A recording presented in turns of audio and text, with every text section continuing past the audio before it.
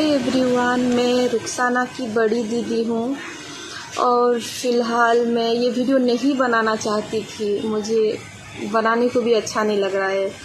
सिर्फ मैं रुखसाना के बोलने पे ही ये वीडियो बना रही हूँ कि वो आप सबको बहुत ज़्यादा प्यार करती है। जितने भी आप उसके फ्रेंड्स हो, उसका इंस्टा फ्रेंड हो, यूट्यूब फ्रेंड हो, जितने भी हो, सबको बोलने के लिए बोली है कि सब उसके लिए दुआ करो। वो बहुत ही ज़्यादा सीरियस है और मैं चाहती हूँ कि आप सभी उसके लिए दुआ करिए। प्लीज़ प्लीज़ प्लीज़ भगवान से दुआ करो, अल्लाह से दुआ करो कि रुखसाना जल्द से जल्द ठीक हो जाए। रुखसाना का कंडीशन बहुत ही ज़्यादा ख़राब है और इसी वजह से वो वीडियो भी नहीं बना सकती, कि वीडियो पे बात भी नहीं कर सकती।